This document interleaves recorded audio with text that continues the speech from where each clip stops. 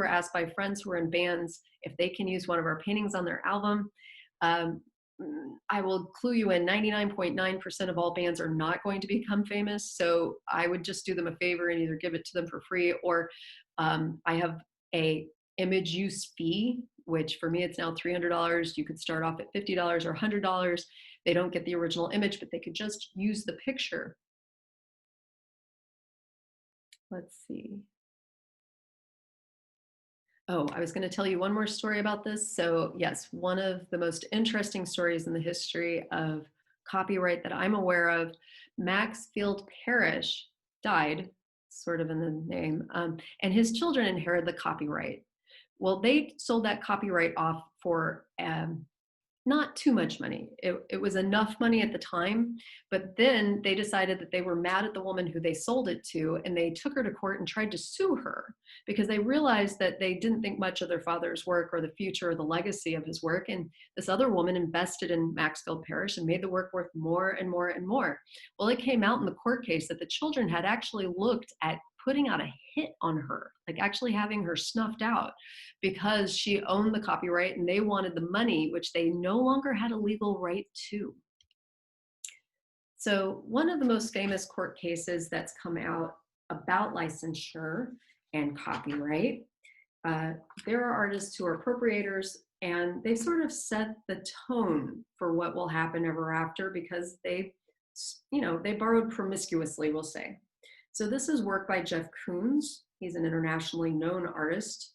And he found this picture of a postcard at the top. So these are just, it looks like a couple or a woman and her father maybe, and a whole lot of puppies. And this was just a sweet, kind of banal image. So what Jeff Koons did was he gave this to his assistants because he doesn't make his work himself. That's part of his working method. And he asked them to copy it, make it three-dimensional. He asked them to exaggerate some of their features, change the color, put some flowers in the lady's hair, but it wasn't transformed very much. In the end, this sculpture is titled String of Puppies, and it became a success. He sold 3 of them for $367,000. Upon discovering the picture had been copied, Rogers, the original photographer, sued Koons and the gallery for copyright infringement. Koons admitted to having copied the image intentionally, but attempted to claim fair use by parody, suggesting that he made it funny. The judge didn't buy it. They had to settle out of court. This wasn't good enough, so it didn't stand up in court. Another famous appropriation artist is Richard Prince. So Richard Prince, being an appropriation artist, the original source is significant for him. He once, in this series, he was quoting works he found on Instagram. So Instagram's a new format, and he just stole images and recreated them off of there. So, and he says, copyright has never interested me. For most of my life, I owned half a stereo, so there's no point in suing me. But that's changed now, and it's interesting. I knew that I was stealing 30 years ago. He used to do these images where he stole images like from the Marlboro Man ads, but it didn't matter because no one was paying any attention, but that's also because no one was paying, like he wasn't worth anything. So sometimes it's better not to be successful and well-known. You can get away with much more, he says. But that's the double-edged sword. So you get famous for it, you get money for it, and then somebody's going to come after you, aren't they? So in this court case, Prince argues that he had to use as much of the original photograph as possible because the purpose was, in a 15-page statement he submitted in court, he called his iPhone a paintbrush. Prince explains that he wanted to reimagine traditional portraiture and bring to canvas and art gallery a physical representation of the physical world of social media. Had he altered the photograph, he says, the intent would go unseen. So his intent was to perfectly replicate these and put them in a new context, much like our mutt. However, I don't believe this went in his favor. So again, what is fair use? that is the idea that something is copyright free, or under limited circumstances, you can utilize it without a penalty or copyright. So what it was is these people off the internet wanted to sue him for using their images. Like, that was personal, that was private, and he didn't have a right to it. So this got into some really gray, mucky area.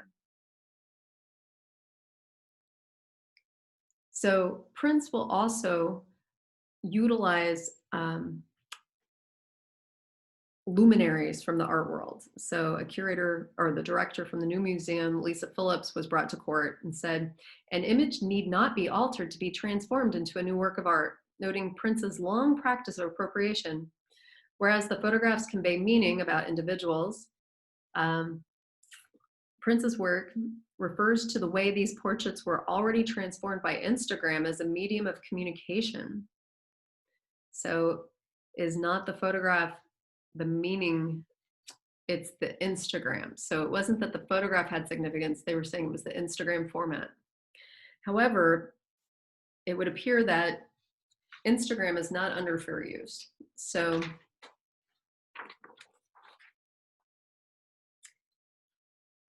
in 2 cases testing copyright law on social media, the artist registered Prince is asking a federal court in Manhattan to rule that 2 of his Instagram-based works constitute for fair use of photographs taken by others.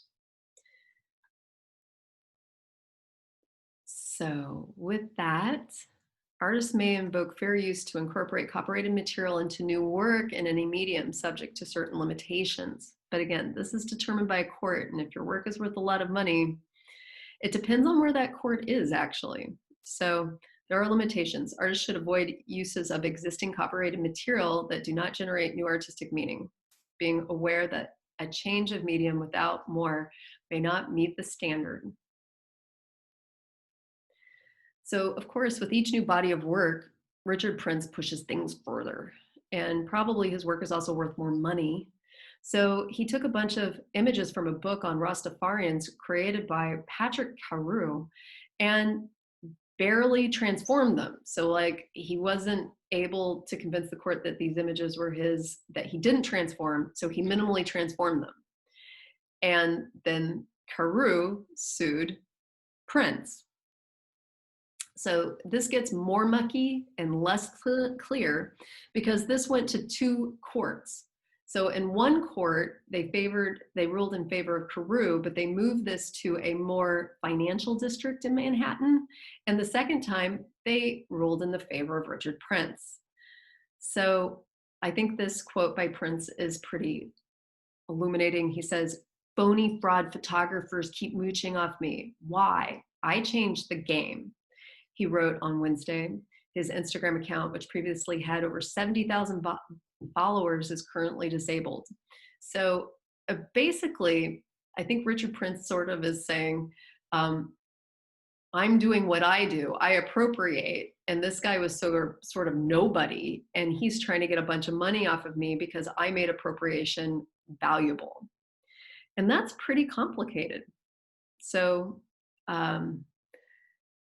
I guess you got to have the better lawyer, might be the story there. So this has incredibly tiny print, which also elucidates how complicated this is. So if you want to get really close to your screen, try and figure this out. But can I use that picture? Well, did you create it or take the picture yourself? Yes. Well, was that picture your idea? Yes. Well, great. You took the picture with your camera and you designed the image and the concept completely on your own. So you automatically own all the copyright to it, and no one can use it or distribute it without your permission. However, if any of your answers to this were no, you can't.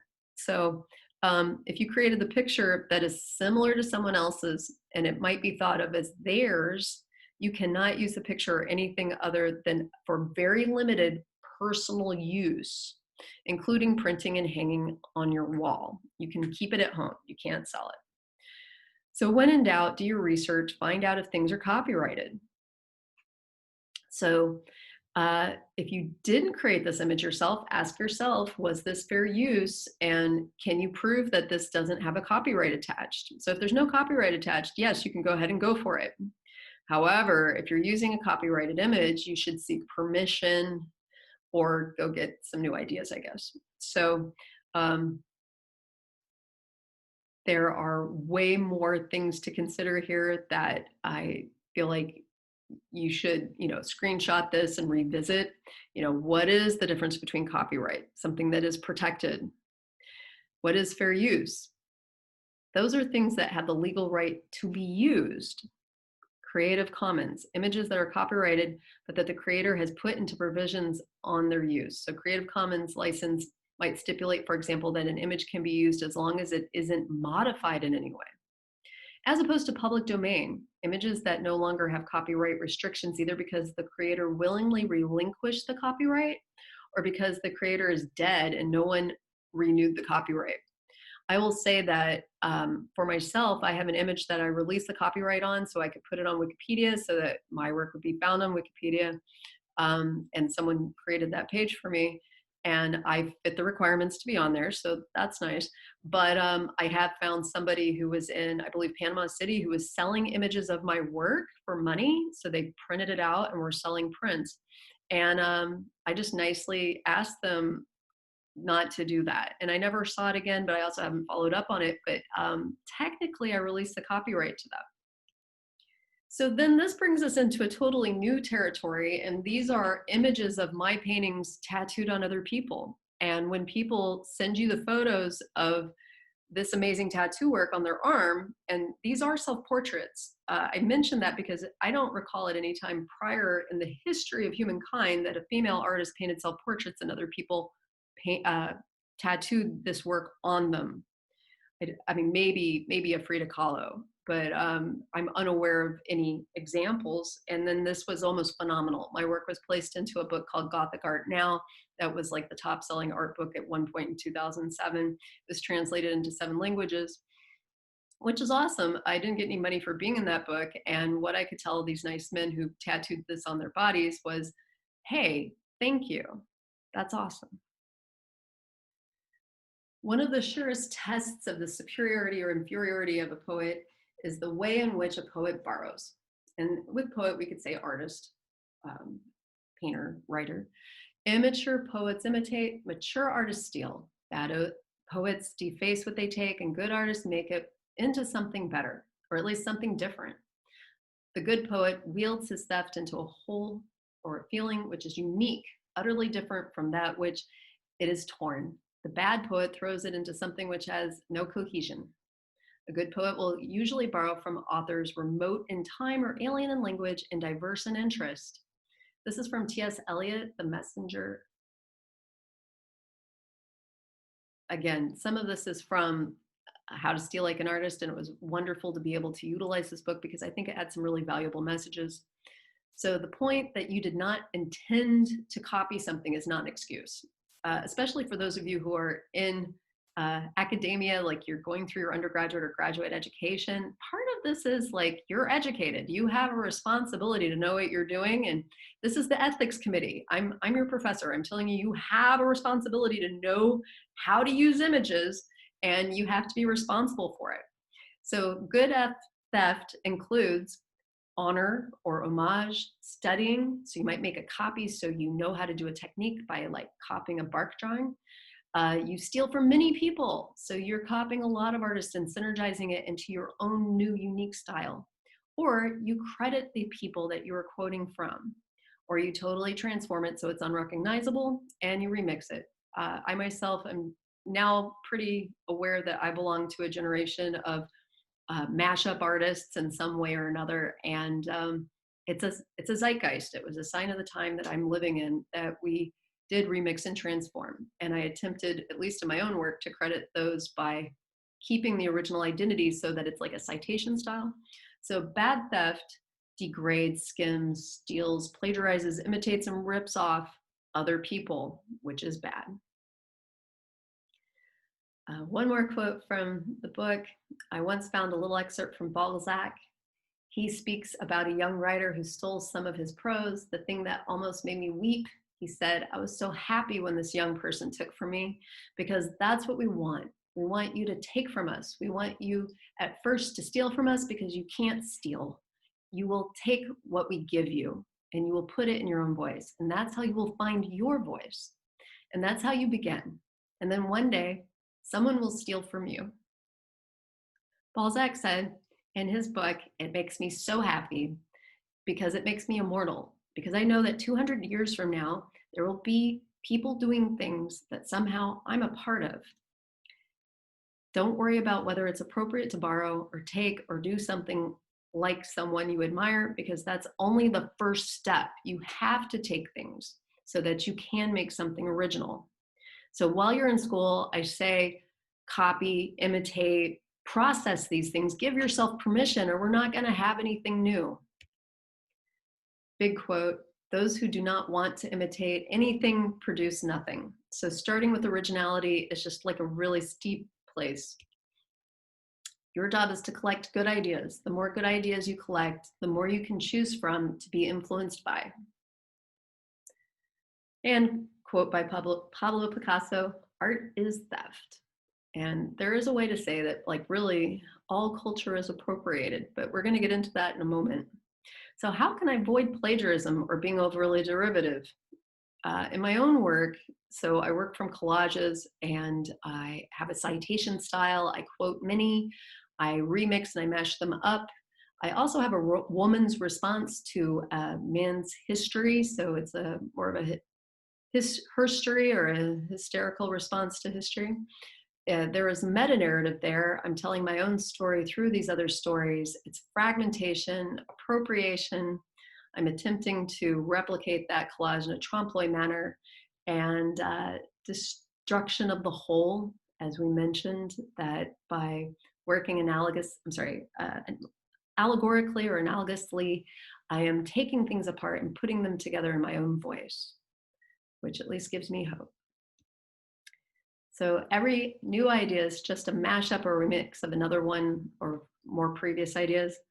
What has been will be again, and what has been done will be done again. There's nothing new under the sun. That goes back to Ecclesiastes.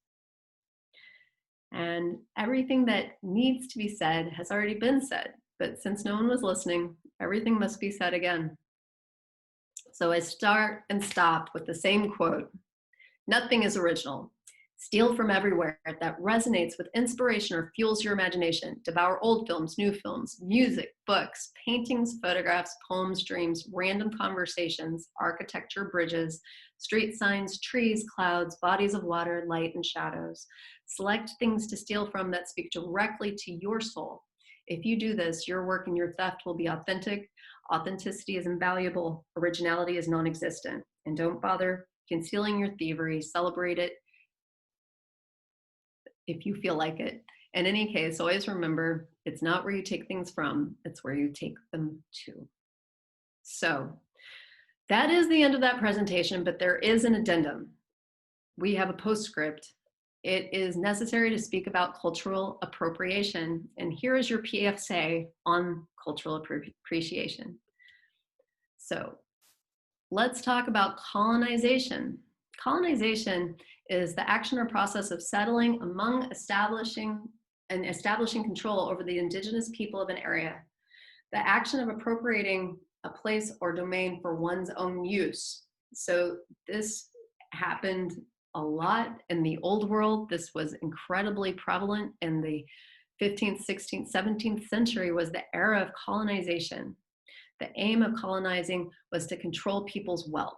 So they went places, they exploited people, and they took their bodies, they took their gold, they took their food, they took what gave them their own identity.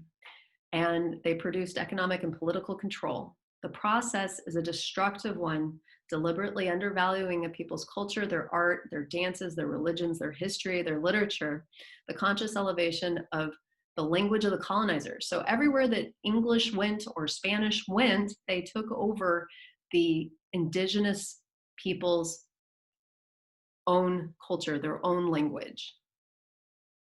The next phase became globalization. Globalization happened with the industrial era, and we became sharing in markets. But the impact of globalization has already been there by the time we get to globalization. There's a hope in globalization that even indigenous people can sell things on Etsy, but they've already been exploited and they're coming out of an incredible deficit. So really, the same colonizers are the ones who are going to exploit and reap the benefits. So the increasing interconnection and interdependency of systems, information, economy, social, cultural, technical, ideological. Full globalization will be total connectivity. So this is also like a symptom, a result of the internet. So we've all integrated and we are all together online. What is cultural appropriation, or often thought of as inappropriation because it's inappropriate? Cultural appropriation is the adoption of the elements of one culture by members of another culture. Cultural appropriation, often framed as, yes, cultural misappropriation, is sometimes portrayed as harmful and claimed to be a violation of the collective intellectual property rights of the originating culture. Often unavoidable when multiple cultures come together. Cultural appropriation can include using other cultures' traditions, food, fashion, symbols, technology, language, cultural songs without permission. According to critics of the practice, cultural misappropriation differs from acculturation or assimilation or cultural exchange. That appropriation refers to the adoption of these cultural elements in a colonial manner. Elements are copied from a minority culture by members of a dominant culture. These elements are used outside of their original context. So again, it's very easy when a bunch of members of the dominant paradigm, the dominant culture, which is pervasively seen as white Western, get together and then say they have the permission to use things. That's not listening. So this would be somebody who's been identified as an offender. This woman was from Europe. She, in a way, we believe, I mean, she maintains that she was doing an homage to these cultures from Africa. She transformed her white flesh, her Northern European skin, into all of these varieties of Black. She was probably doing this in a very empathic way. She was called out. Maybe she was selling these. I'm not aware if right now if she was selling them or not, but if she was like to sell this and made a book, this would be an incredibly poor taste because she is taking the identity, she's taking the garb, she's taking the cultural ethnicity of these people and exploiting it on herself. And you don't get to do that. Again, a lot of this is about listening. Once you've been called out by multiple people, it's important to be sensitive and recognize there's a line. This is a campaign that takes people of different ethnicities and shows the cultural stereotyping behind them. For example, it's not okay to use some things as a costume. You cannot do blackface as a costume. You cannot dress up as an Arab as a costume if you are Western. It's not okay to display like feather headdresses or sombreros if you're using it as a costume. And it's not okay to dress up as a geisha if you are from the white Western world. So the most important artistic context of this is Dana Schultz' Open Casket, Emmett Till. Emmett Till is an important icon of the 20th century. He was a 14-year-old African-American who was lynched in Mississippi in 1955. He was from the North, he was from Chicago, and it was said that he had an interaction with a woman in a grocery store. The brutality of his murder after this interaction was profound. So it highlighted the long history of violence and persecution of African Americans in the United States. Till posthumously became an icon of the civil rights movement as a result of his egregious murder. So while he was born in Chicago, he was visiting family in Mississippi. He had an interaction with a woman that the testimony was distorted. They said he was very inappropriate to her, but it's thought that her family, as well as many as 11 men, brutalized him and left him in the river. He was found 3 days later. When his body was returned to Chicago, his mother insisted on a public funeral service with an open casket.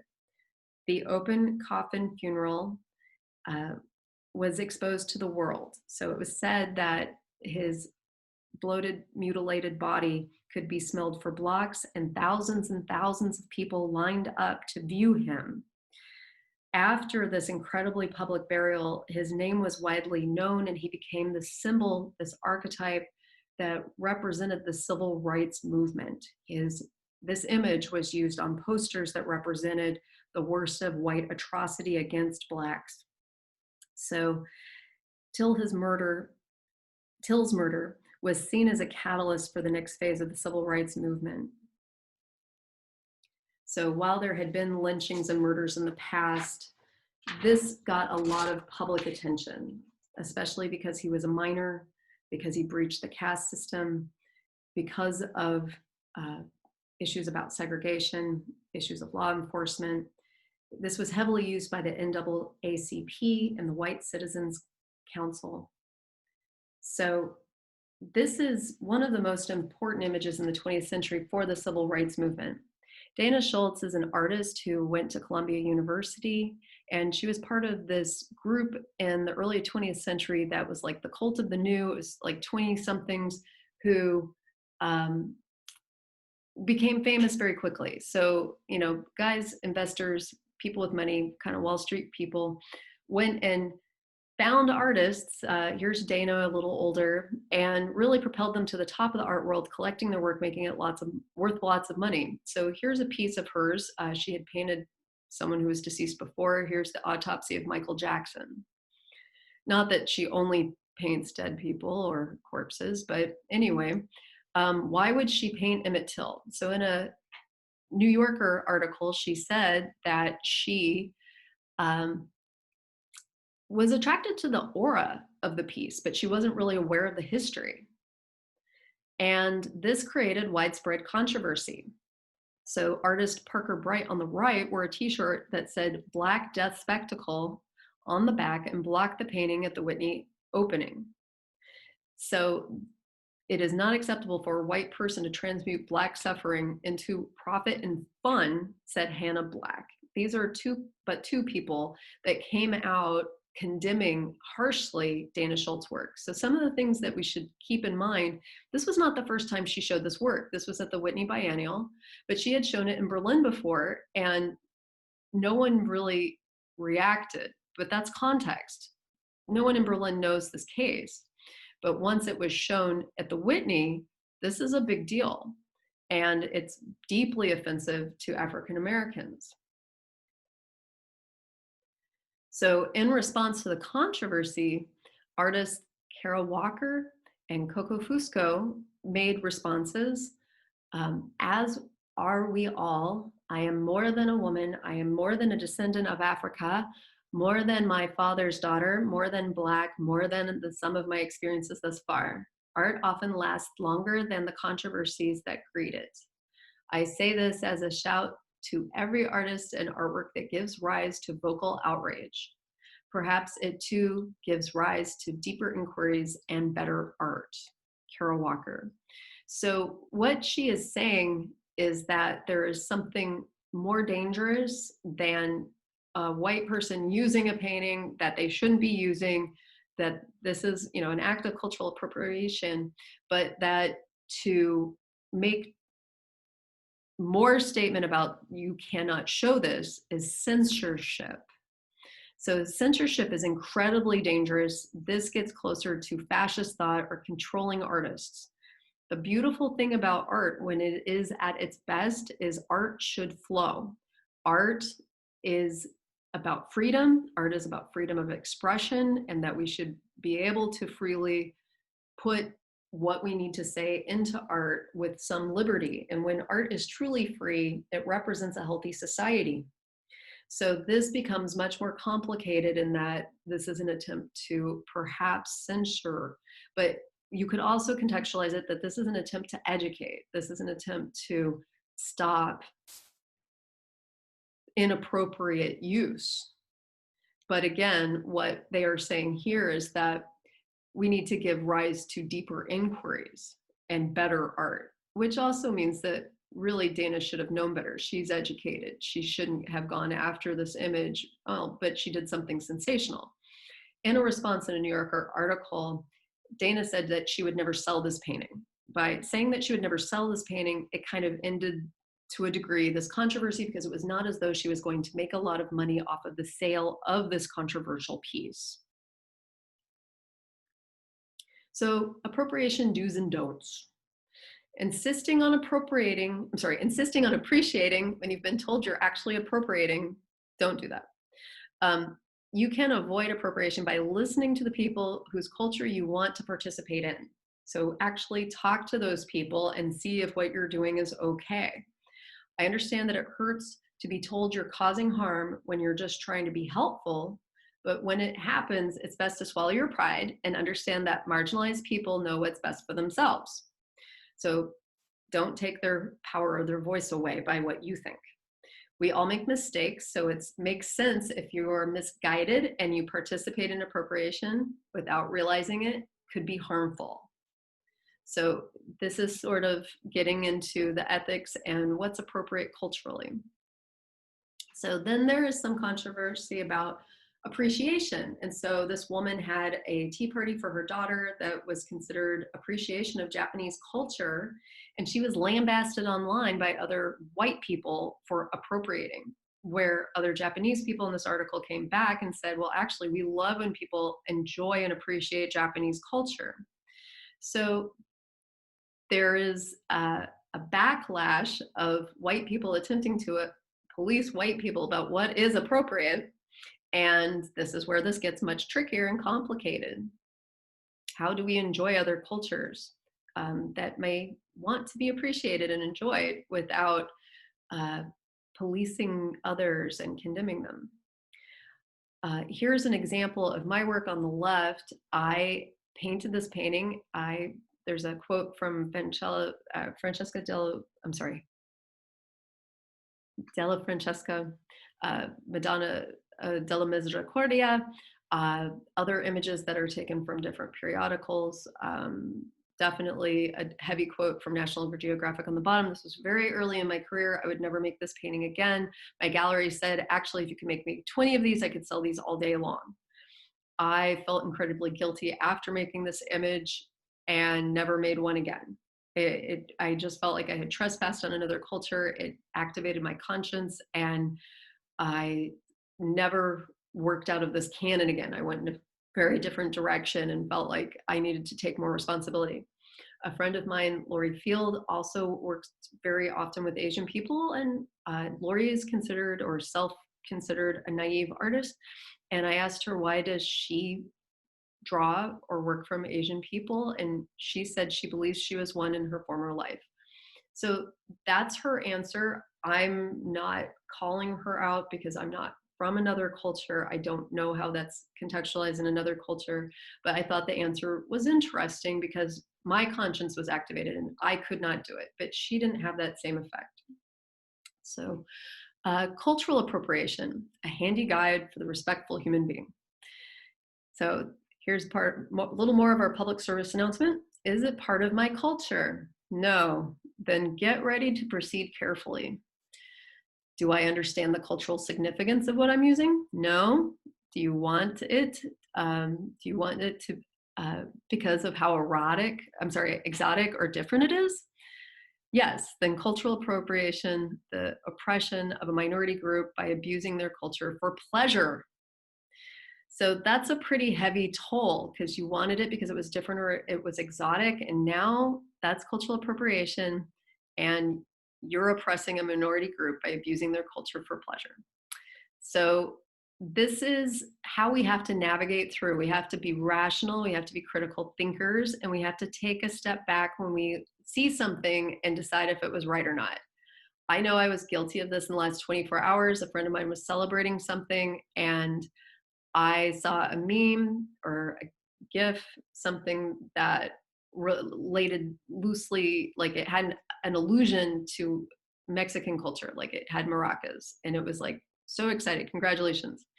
I should have thought twice about it. To me, it was like, they own a house in Mexico, they'll love this. it didn't fly. She removed it from her Facebook wall. I'm totally guilty. I feel terrible. I'm teaching this lecture. I should know better. So I do think that in a moment, not thinking, I worked, 11 hours on Zoom yesterday. I should have been thinking. I wasn't thinking. We can all make mistakes, but I'm also not selling that as art. It was just like subtly, well, she should have taken it down, and thank God she did. So do's and don'ts of cultural appropriation. Blackface is never okay. If you're a white person, there's no reason this is all right. This is painfully obvious, but dressing up as an ethnic stereotype of someone else's racial or culture, don't do it, because it makes them the butt of the joke. Maybe you really like Bob Marley and you want to dress up as Bob Marley, but you can't. So not if you're white. It's appropriate to pay homage to artistry and ideas, acknowledge their origins. So don't adopt sacred artifacts as accessories. Remember that culture is fluid. And I say that because, yes, many cultures combine, interact, and they're not static. Culture is moving. Don't forget that appropriation is no substitute for diversity. So wanting to embrace other cultures, you need to be an ally, not just wear their things or put their things in your house. So here are some more sources for that, things that I've quoted: the Dana Schultz article from the New Yorker and the Hyperallergic article that talked about the idea of censorship in the context of Dana Schultz's work, of Emmett Till. Thank you very much. I hope you've enjoyed this lecture.